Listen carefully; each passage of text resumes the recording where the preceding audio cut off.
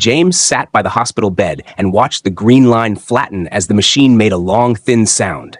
And in that breath, before the nurses moved, his wife squeezed his fingers with a strength that did not match her small bones and said, very clear, "Look behind the frames." He thought she was drifting, thought it was the morphine talking, but her eyes were steady. And then the room filled with quiet hands and soft voices, and he was standing in the hallway holding a paper cup he did not remember lifting. He drove home in slow traffic with the radio off, turning every corner the way he had learned at 17, careful and squared. And when he unlocked the door to Margaret's house, the smell of lemon oil and old books met him like a familiar coat. The mantel in the front room held all the years of their life in thin rectangles. The wedding under the elm, their son Daniel with a missing tooth, a Christmas in ugly sweaters that looked warmer on paper than it had felt in the room. He stood there first because it was easy to stand and look, and because he had no idea what else to do with hands that kept opening and closing. He heard Margaret again, not the machine but her voice. "Look behind the frames." And he felt silly and a little angry, and then he did what she told him. He lifted the wooden frame of their wedding photo off the mantel and turned it over. The back was smooth cardboard, except for a strip of black electrical tape that did not belong. His thumb shook as he peeled up a corner. The tape came away with the slow, tacky noise of something hidden on purpose, and under it was a long envelope, also taped, labeled only with the date in Margaret's neat hand. He carried it to the dining table and sat where she used to sit to pay bills. He opened the envelope, and his hands trembled so badly he had to flatten the papers with his palm to keep them from sliding. Inside were photos, dates, signatures, and receipts. There was a photocopy of a durable power of attorney that said he had given legal authority to Beth, his daughter-in-law, 2 weeks ago. He remembered 2 weeks ago. He had been at the cardiology clinic one town over from morning to afternoon, a map of arteries on a wall, and a nurse named Joe who hummed country songs. The signature on the POA looked like his name, but not like his hand. There was a cashier's check receipt to a notary, with Beth C. in the memo line. There were phone screenshots of texts between Beth and her brother Roy. The words were short and cold.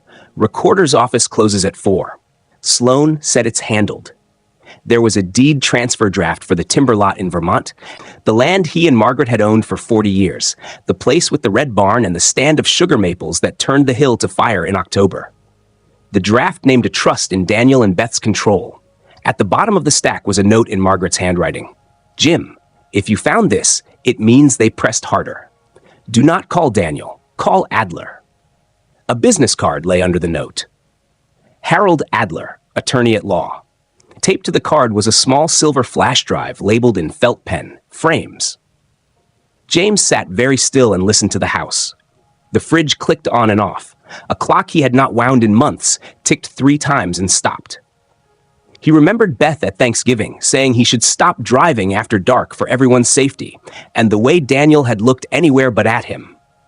He stood, went back to the mantel, and lifted the next frame, and the one of Daniel's family on the back steps, Beth with her careful smile, the grandkids in matching shirts.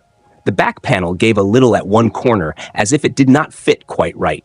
He slid his nail along the edge and felt a thin false back. Behind it was a second envelope. Inside was a typed list of names and dates and county offices. And at the top, Margaret had underlined in blue pen, "Record every conversation. Do not confront. Protect the Vermont deed." He read the words twice. He put both envelopes back on the table and made coffee the way he had made it for 50 years. Water, grounds, wait for the slow drip. He carried a mug to Margaret's old desk and turned on her laptop. He did not connect it to the internet because the flash drive label said, "Open offline." The drive showed 4 folders: POA, deed drafts, texts, and nurse. He opened nurse. A letter appeared from a home health nurse named Alice Benton, written 6 months ago. It described how Beth pushed for stronger sedatives at night on days when Margaret was clear, and how Beth asked about cognitive assessment to begin guardianship.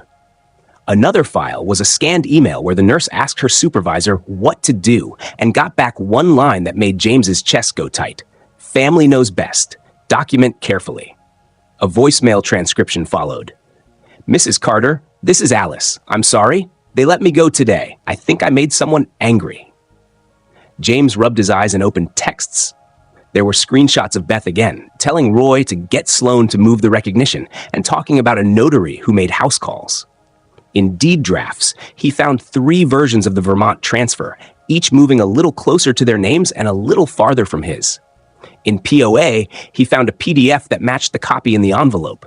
He printed the lot and stacked the pages square. He went room to room and checked every frame he could see, even the small sun-faded photo by the stairs. Behind that one was a scrap of paper with a phone number and A. Benton, Trust, written in Margaret's small, patient hand. He put that on the top of the stack.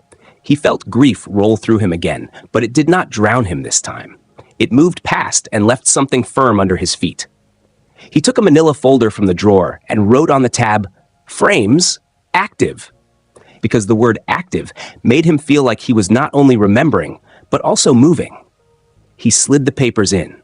He took his old flip phone and recorded himself reading the date and the time because Margaret had told him to record, and he wanted to start, even if it was only his own voice in his own kitchen. Then he took Adler's card and dialed. It rang 4 times, and a calm voice answered. "This is Harold." James said his name and said that his wife had died today and left instructions and that there were documents and that he did not want to make a mistake. The lawyer did not hurry him.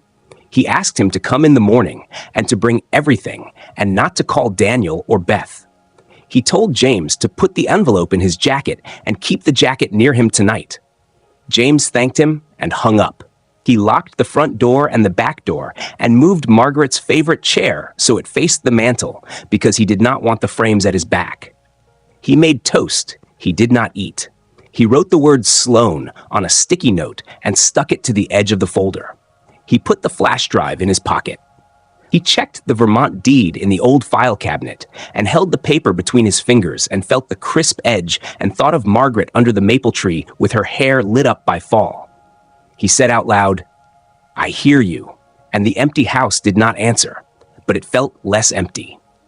He set his phone to vibrate, set the folder by his chair, and turned on the lamp with the yellow shade, and as the light settled over the table and the quiet things on it, he understood that the mystery his wife had left him was not a riddle for cleverness, but a path for patience. Look, gather, do not shout, do not skip, and follow the line that runs behind the frames. At sunrise, James put on his oldest jacket, slipped the manila folder and the flash drive inside, and drove to the address on the card. A brick building over a bakery that smelled like warm bread and sugar. Harold Adler met him at the door with a quiet handshake, led him into a small office with neat stacks, and said, "Tell me everything from the start." So James did, in slow order. The hospital, Margaret's last words, the frames, the tape, the envelopes, the names, the draft deed to Vermont, the forged power of attorney, the nurse note, and the word Sloan that kept showing up like a smudge he could not wipe away. And Adler listened without interrupting, only moving a yellow pad closer and writing in straight lines while the copier hummed in the corner. When James finished, the lawyer said, "All right, we do 3 things today. We freeze what can be frozen, we notify people who must be notified, and we gather without tipping anyone."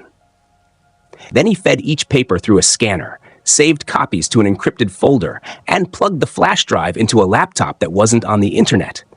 And his mouth did a short line when the same 4 folders opened: POA, deed drafts, texts, nurse, because it meant Margaret had organized this like a case file.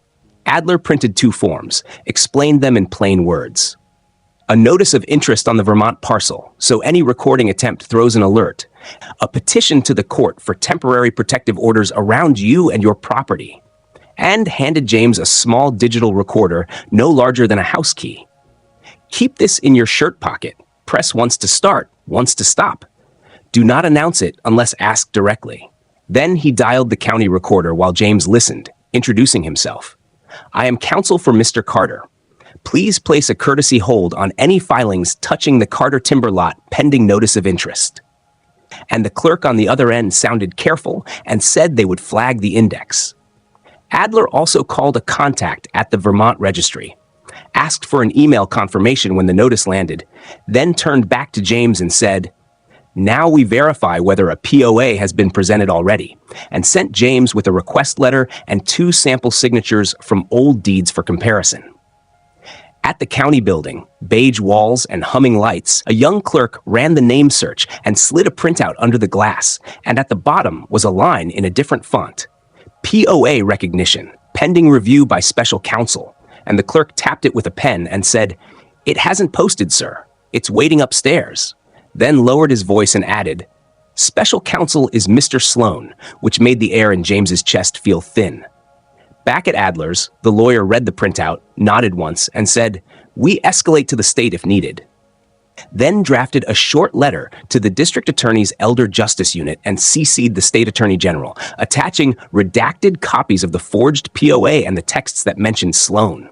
And he looked at James over his glasses and said, "You did the right thing by not calling your son," and slid across a card with a detective's name.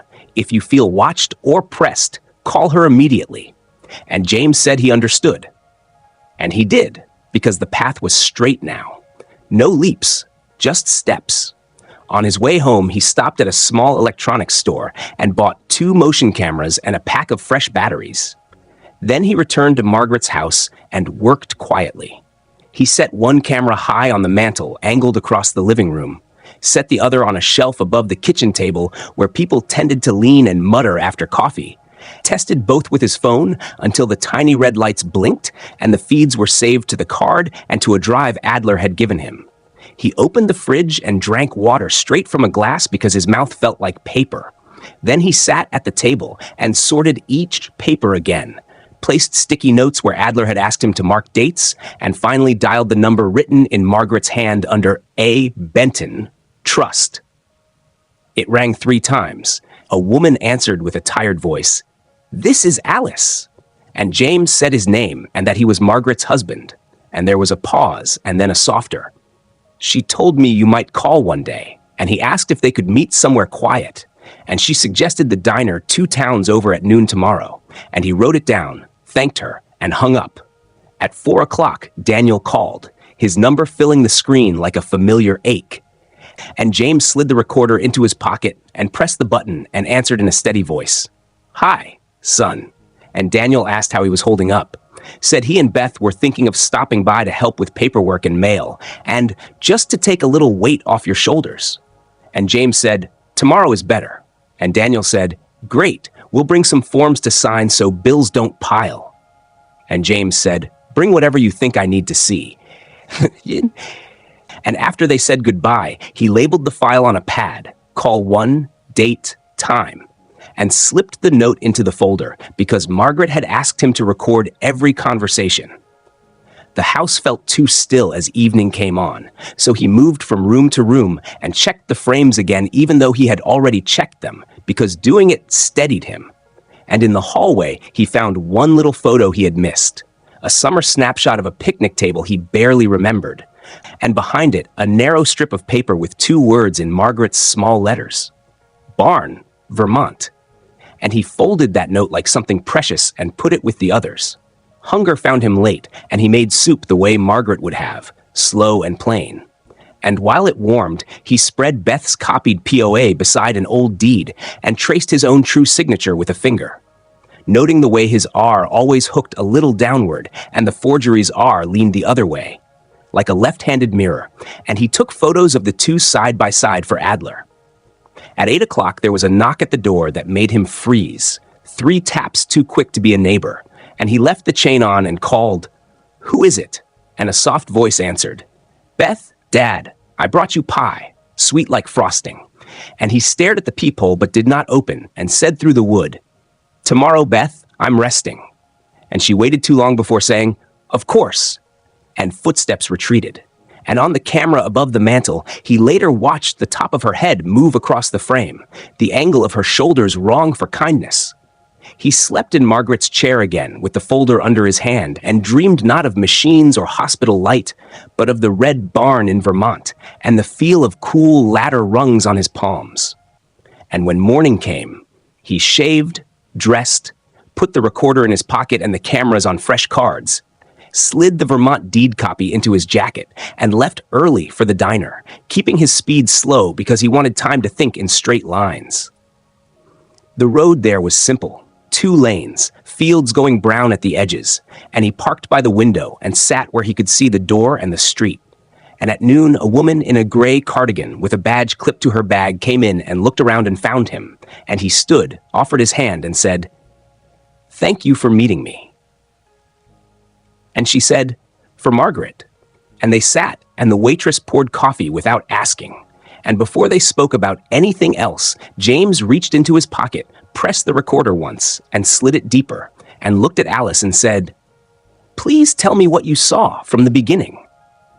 And she nodded and opened a small metal case she had brought. And inside he could already see neat stacks of photocopies and one photograph of a visitor log with a notary stamp where no notary should have been. And for the first time since the hospital, he felt something like steadiness settle through him.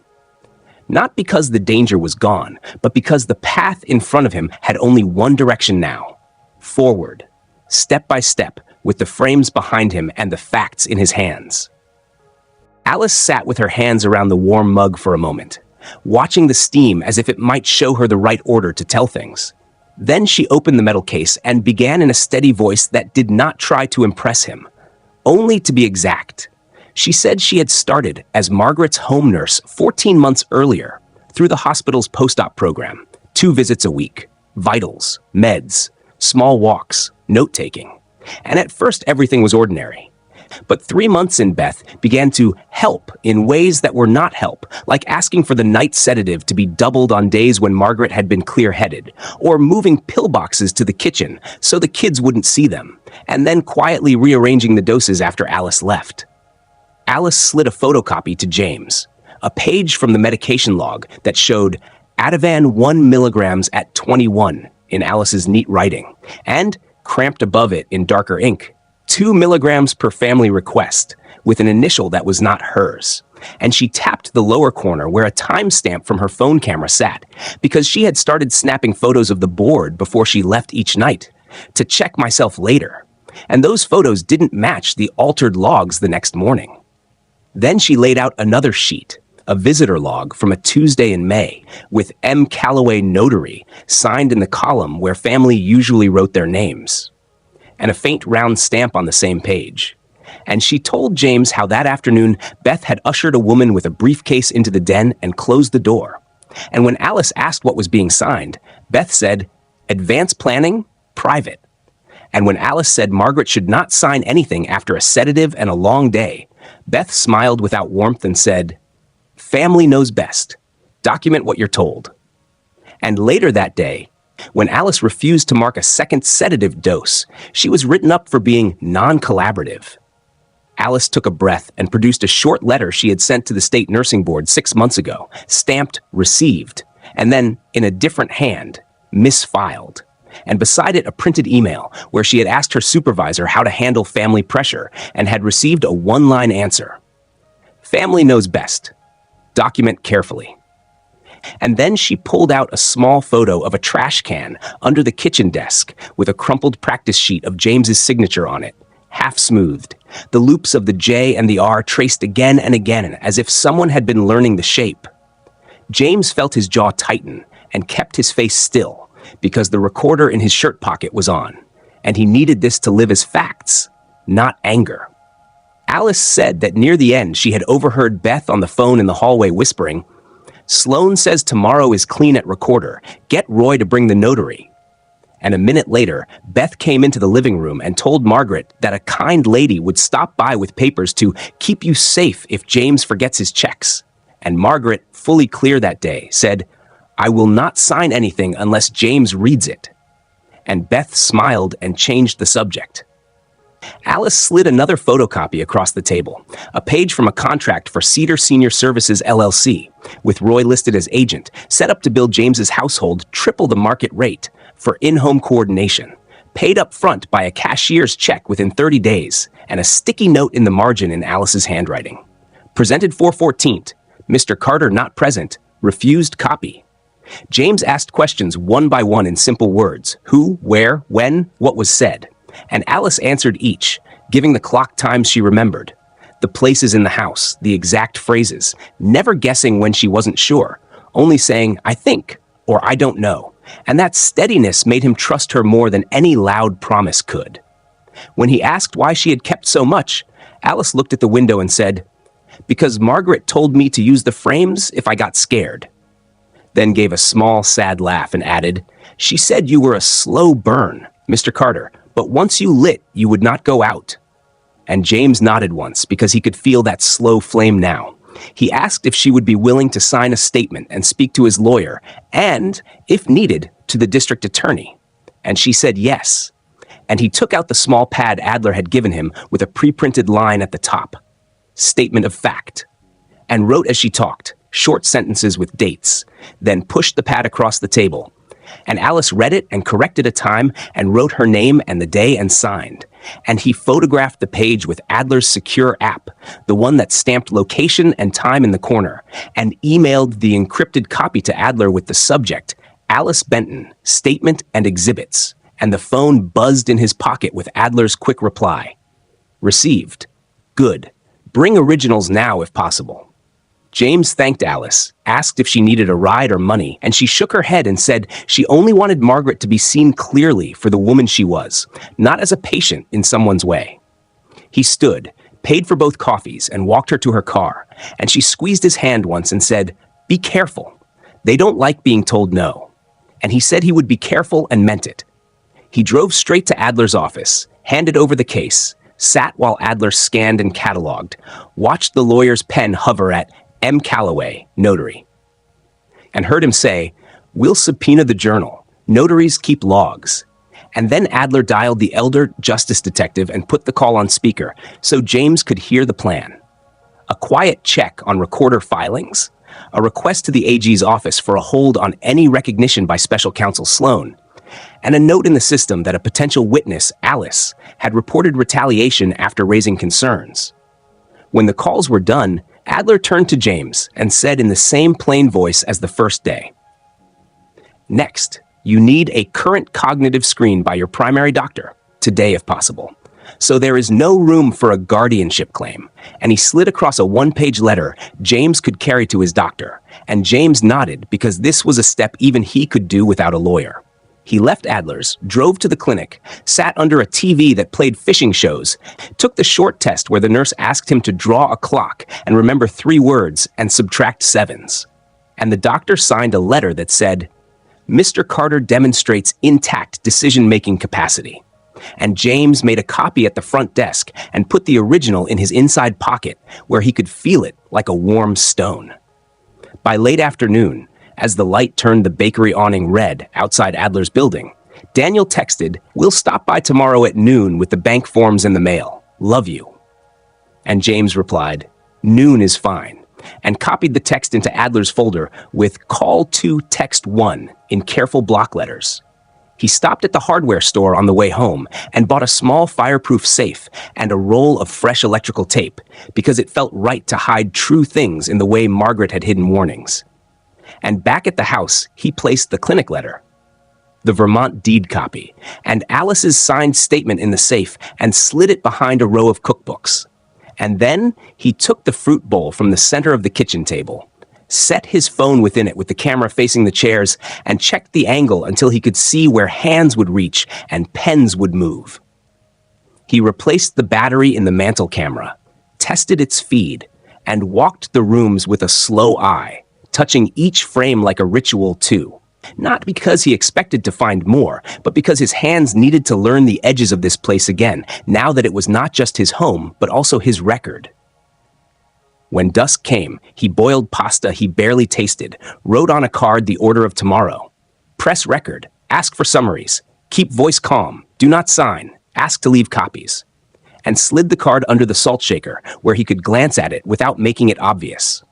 Before bed, he stepped onto the porch and listened to the crickets and thought of the barn in Vermont and the word barn on Margaret's small strip of paper.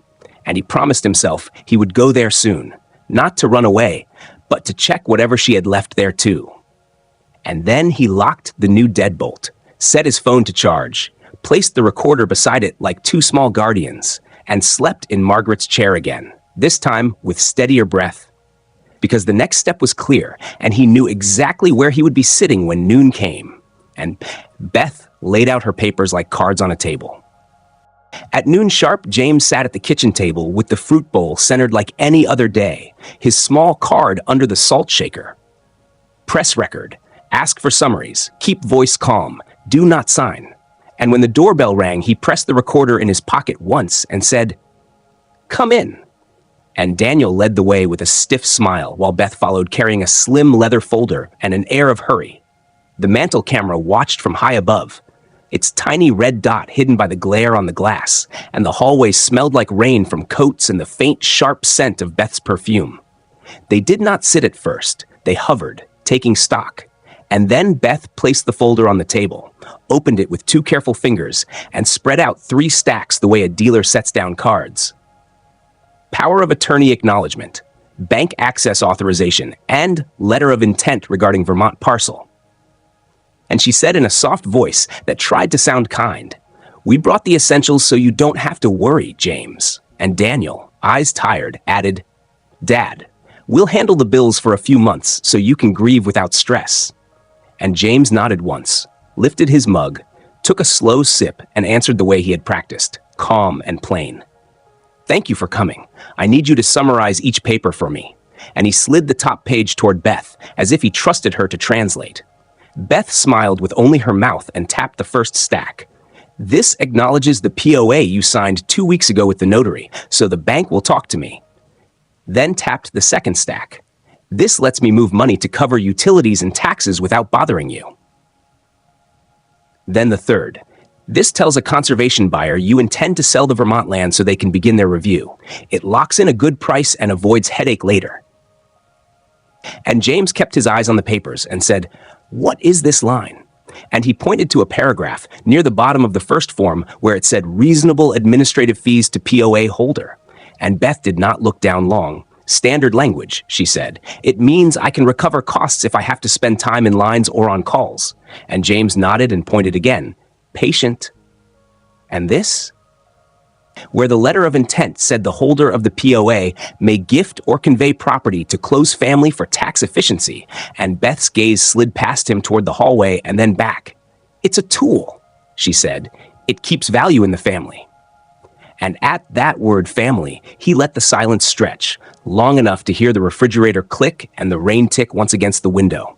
Then he set the page down and said, "Still even. I don't recall signing a POA." And Beth laughed lightly, the way people laugh when they are irritated. "Oh, James, memory is tricky in grief.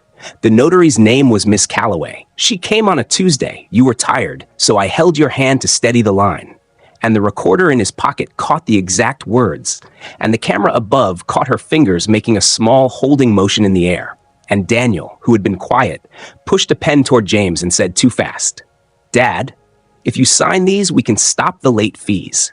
And James looked at his son's hand, the same scar at the knuckle from a boyhood fall, and he kept his voice in the same lane. "Leave copies. I will read them." And Beth's smile flattened a fraction.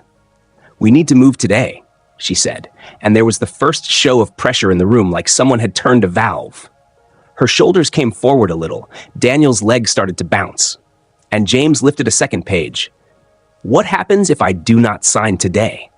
And Beth gave the answer she had prepared, the one she thought would push him. "Then strangers at the court might make decisions for you. A guardianship is not kind. Better that we keep this in the family while you're still lucid." And she let the last word hang like a hook and watched his face for a flinch. He did not flinch. He only took a breath and said, "I saw my doctor yesterday." And left it there without showing the letter, because Adler had warned him not to tip paths if he did not have to, and Beth blinked as if a light had changed. Then she tried a softer line. "I know this is hard. Margaret trusted me." And the way she said Margaret's name made the air colder. Before he could answer, there was a heavy step in the back hallway, and Roy came in without knocking, shaking rain off a jacket that smelled of damp wool. And he said, "Mr. C," like he owned the short way to say Carter, and he stood too close to the table, looking down at the papers, and Beth gave him a look that said help, and he obliged.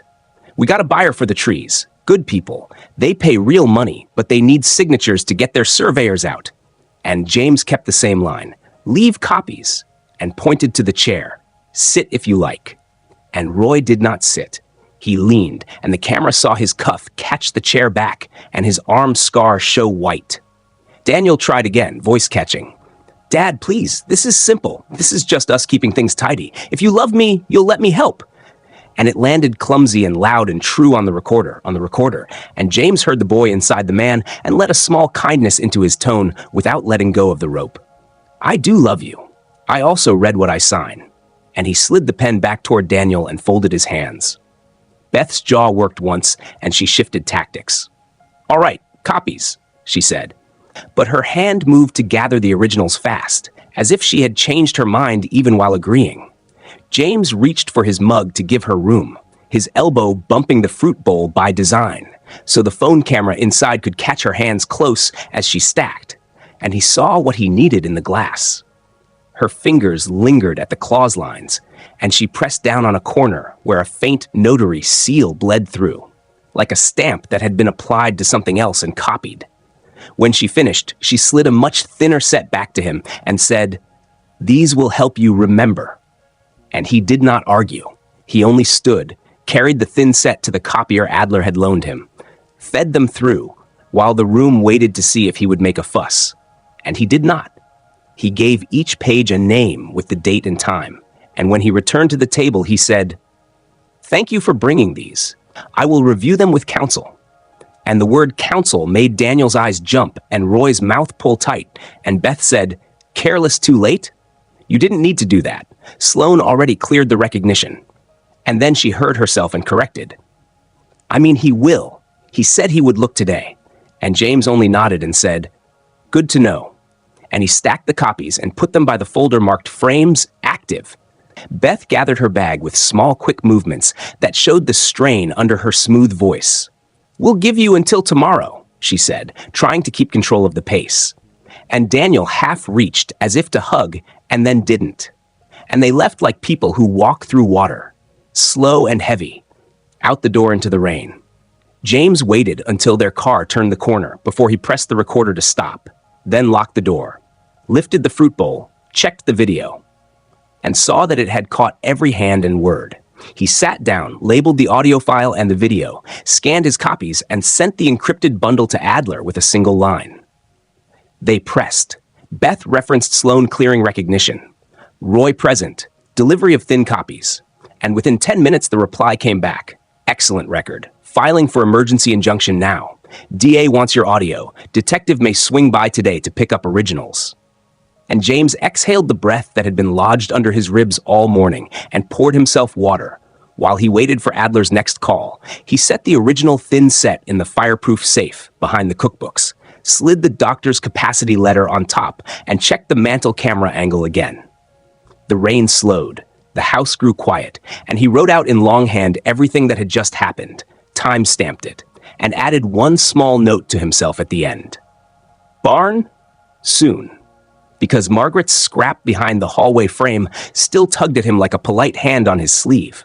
And when the phone rang and the detective said she was 5 minutes away, he stood, put on his jacket with the recorder inside, and felt, under the ache and the steady fear, a clear line through the middle of him, straight as the Vermont fence rose after first snow.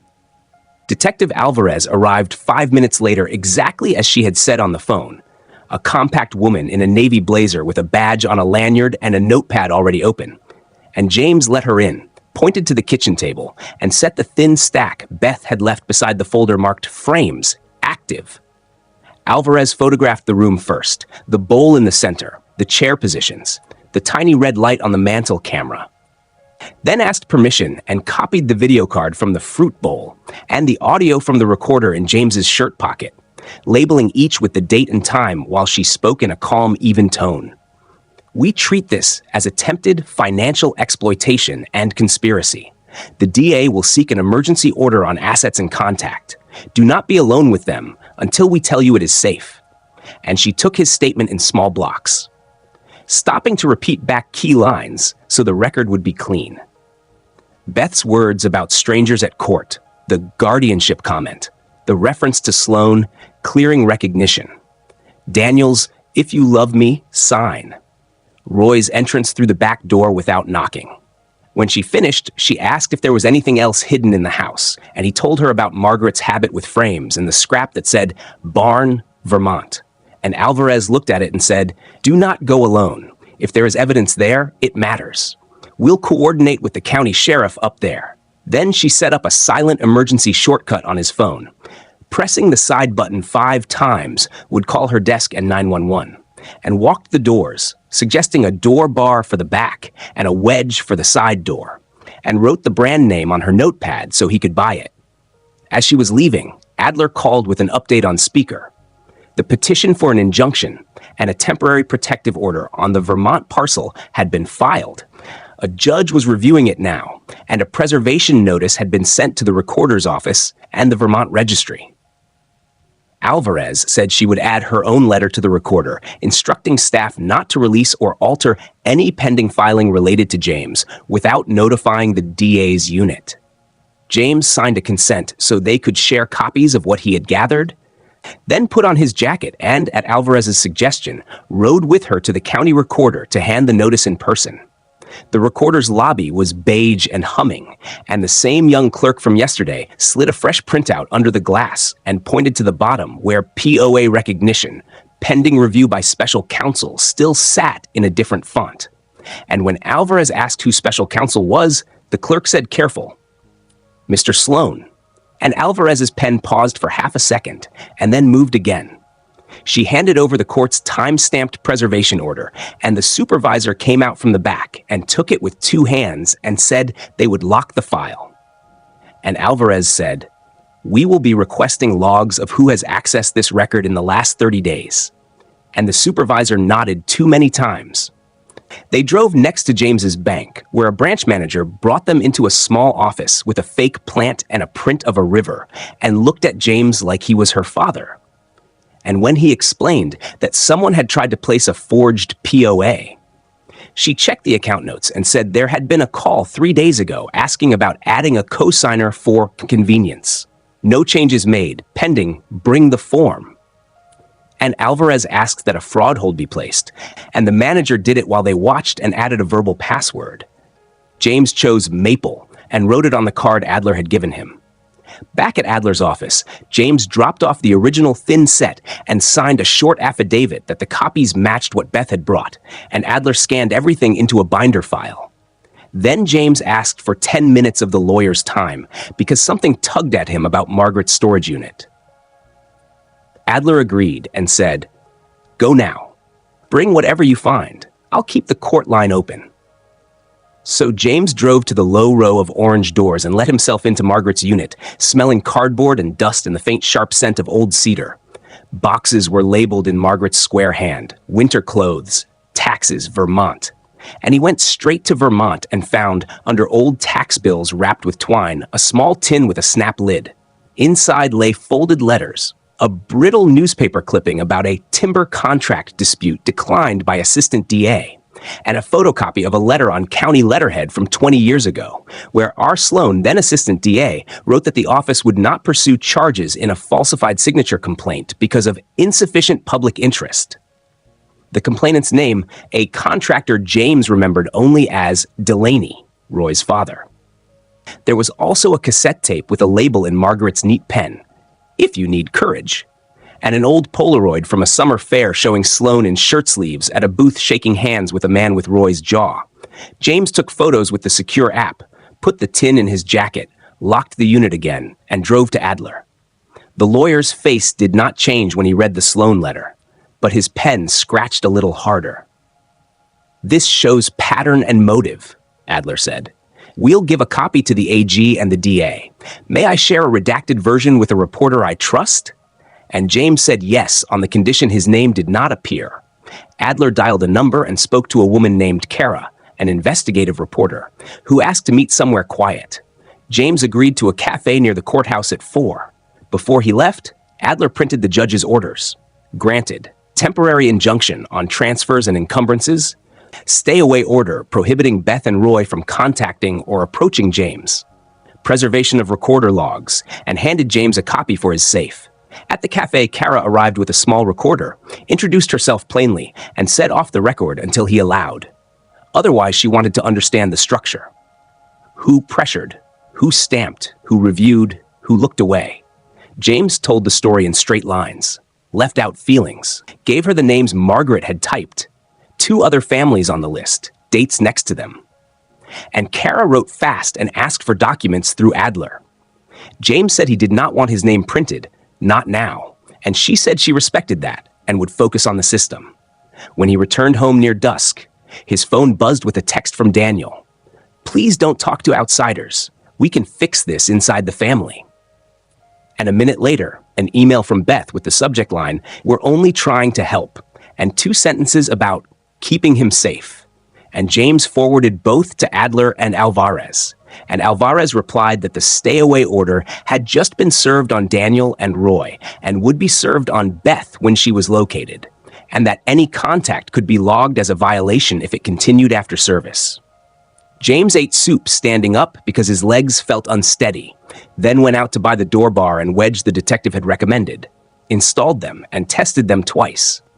At 9, he heard a truck idle slow past the house and stop and then move again, and he did not go to the window. He just wrote the time and sound in his notebook and texted the detective the note. A patrol car rolled by 20 minutes later, unhurried, and the neighborhood went quiet. He sat at the table and made a timeline on a legal pad from Margaret's last words to the judge's orders, adding each call and each visit and leaving space for tomorrow. And when he finished, he slipped the timeline, the orders, and the Sloan letter copy into the fireproof safe behind the cookbooks and taped the key inside the pantry door, just as Margaret would have, neat and hidden.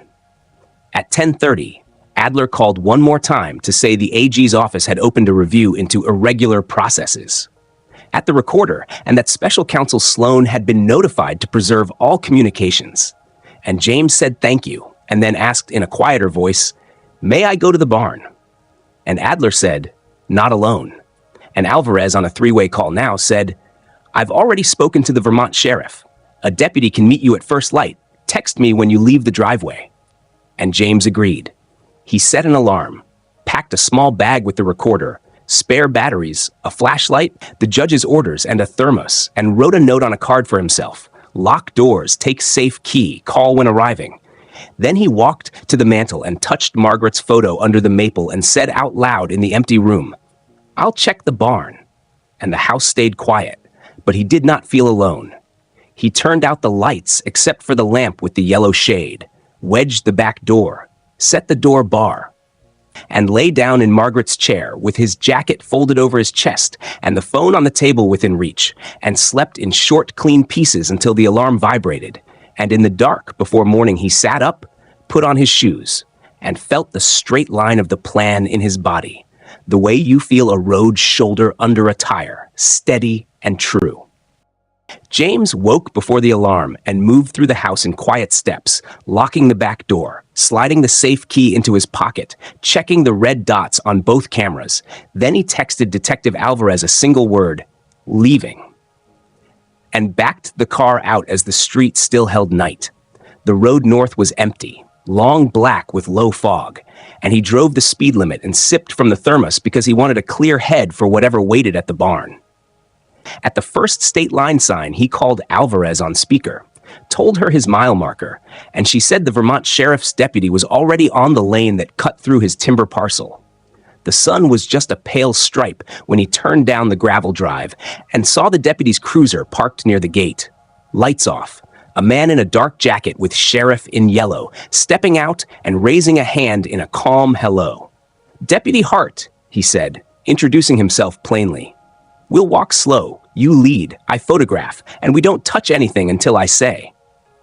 And James nodded because he had learned to like orders when they were made of care.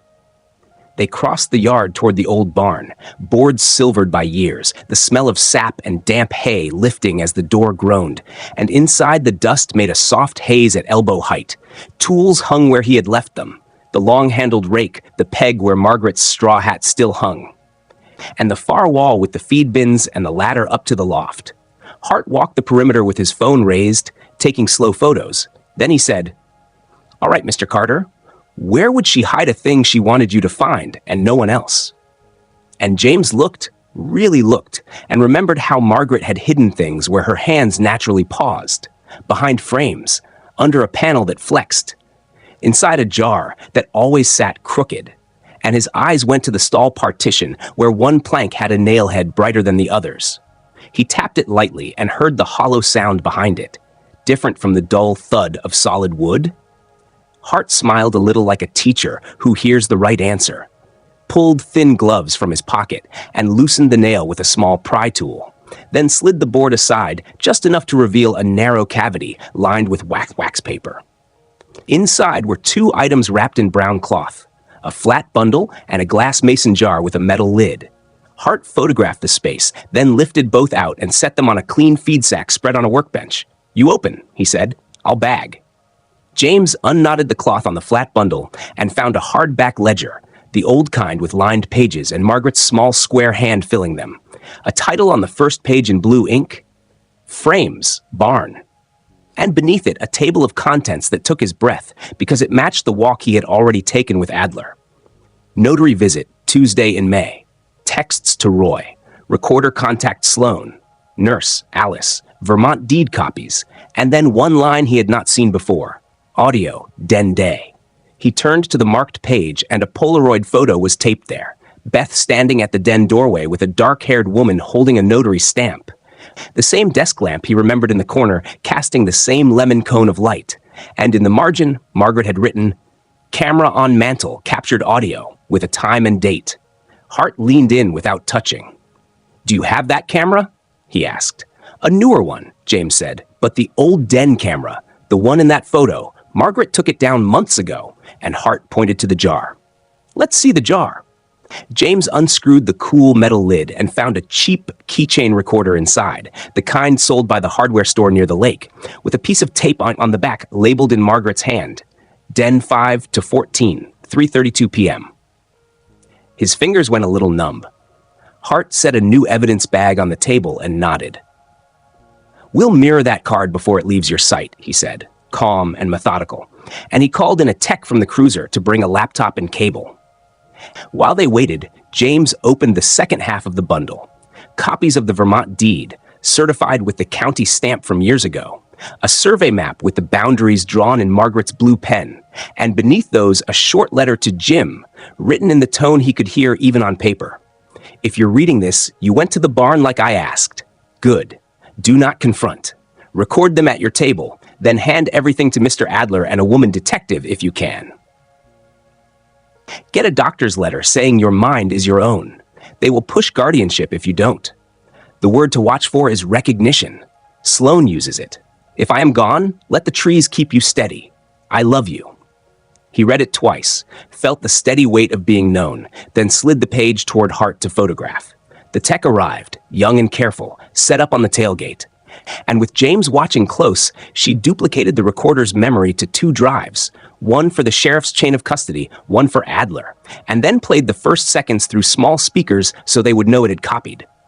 Beth's voice, unmistakable, a low whisper made bigger in the empty barn. "He's drowsy. Stamp now, she's here." And then another voice, the notary's, thin and uncertain. "Ma'am, she should read." And Beth again, rougher, "I'll read to her. Just stamp." Followed by the sound of the den chair, scraping, and a smaller voice that broke James's body in a way the judge's orders had not. Margaret saying, tired but clear, "Not today," and Beth's tone changing to sugar. "Of course, Mom. We can finish later." And Hart lifted his hand like a conductor, stopping a piece. "That's enough for now," and bagged the recorder and the copied drives. They photographed the cavity again, slid the plank back, reset the nail, and Hart wrote the find into a log with time, GPS, and signatures. When they stepped into the yard, the sky had lifted to a clean blue and a pickup truck idled slow on the far track, then rolled on when it saw the cruiser. Hart took a photo of the plate with a long lens and said he would run it.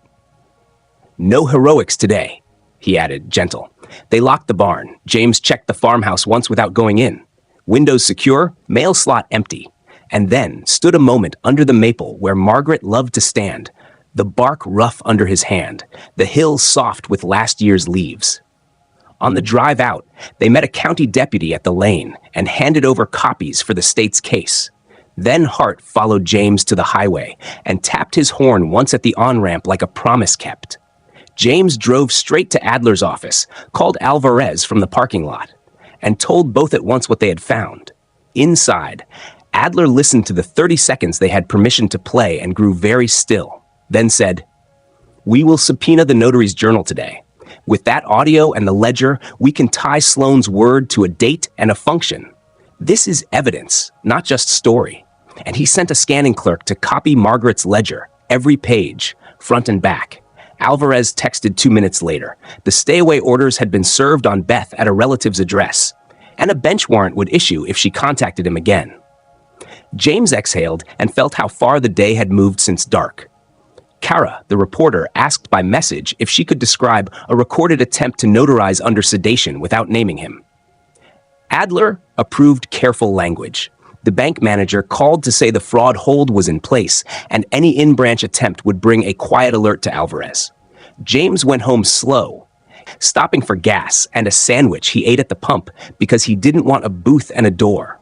In the kitchen, he put the sheriff's receipt, the ledger copy, and Margaret's barn letter into the fireproof safe, and taped a copy of the doctor's capacity letter on the inside of the safe door with fresh electrical tape because that felt right, like speaking in Margaret's language. At dusk, he watched the mantle camera feed and saw only empty chairs and the slow-changing light. Then his phone buzzed with a number he didn't know, and he let it go to voicemail, and later he listened as Beth's voice, thin and far, said, "You don't understand what you're doing," a line that now belonged to a judge, not to him. He opened his legal pad and added a clean line to the timeline. Barn, ledger plus audio plus letters, copied, bagged, delivered. And beneath it wrote a small sentence in his own hand for himself. "The frames were the start, the barn is the spine." Then he set the pen down, turned the yellow-shaded lamp on low, and sat with the quiet like a man who knows the next morning will move on rails he has already laid.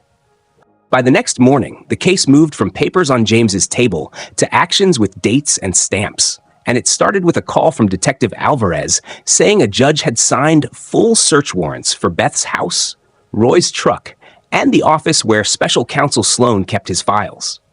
Within hours, officers collected Beth at a relative's place with a folder of blank notarized pages in her bag, picked up Roy at a job site still in his work boots, and served Sloane at the county building as he was walking into a meeting, his face steady but his hands shaking when they took his phone. The notary, Miss Calloway, met Alvarez and the DA's investigator and brought her journal without fuss, and the page for Tuesday, May 14 matched the barn recorder label and showed Margaret's name, the time window, and a small note in the margin. "Client drowsy, family insists." A note the notary said she wrote because something felt wrong. That afternoon, the DA's office held a short press conference that did not name James, but named the charges. Attempted financial exploitation of an elder, conspiracy, falsification, and, for Sloane, official misconduct and tampering. The reporter Kara ran her careful story 2 hours later under a calm headline, "County reviewing elder paperwork after allegations of fast-tracked approvals." And 2 other families called Adler's office before evening saying they had felt the same pressure. Words, the same recognition line, the same notary stamp that arrived too fast. James read the article once, put the paper face down, and brewed tea because he still had to walk his part of the line. He met Alvarez at the DA's office, signed chain of custody receipts for the barn audio and Margaret's ledger, and sat with Adler while assistant prosecutors rehearsed questions in simple language so a jury would follow every step without getting lost in legal terms. In the middle of this, Daniel called, not from his house, but from a parking lot where his voice sounded small.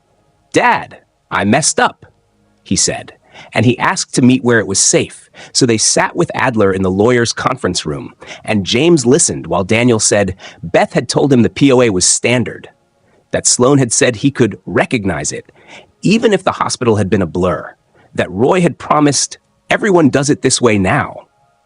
And James looked at his son and said the quiet truth, "You brought a pen to my table." And Daniel cried and then nodded because he had no answer.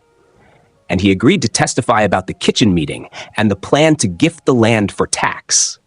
And Adler wrote the cooperation offer into a letter that the DA later accepted as a plea to a lesser count for failure to report. The arraignment was short and sharp, Beth looking tight and pale, Roy scanning the floor, Sloan standing like a man who still believed titles could help him. All of them pleading not guilty, while the judge read the stay-away conditions out loud and kept them. And James sat in the back row with his hat in his hands and felt his heart steady when the DA said on the record that the Vermont parcel was now protected by court order and that any attempt to touch it would be treated as contempt. Over the next weeks, the case moved like a train, not fast, but constant. The recorder's office produced access logs that showed Sloan's credentials opening the pending POA file after hours. The bank delivered a record of the for convenience call. The notary's journal matched the barn audio. Nurse Alice's letter and photos matched the altered med logs, and the sheriff's tech made a clean copy of the recorder that an expert said had no edits. When a hearing came to decide if the recordings could be used, Adler played the first 30 seconds in a quiet courtroom, and Beth's whisper, "He's drowsy, stamp now," filled the wood and the flags and made the judge's face go still. And when Margaret's tired voice said, "Not today," the room stopped moving for a full breath, and the judge admitted the audio with a short ruling about reliability. Trial dates were set for late fall, but before trial, Sloan resigned, and then took a deal that required him to admit he had fast-tracked recognitions for trusted families against policy, a phrase that sounded smooth and ugly at the same time.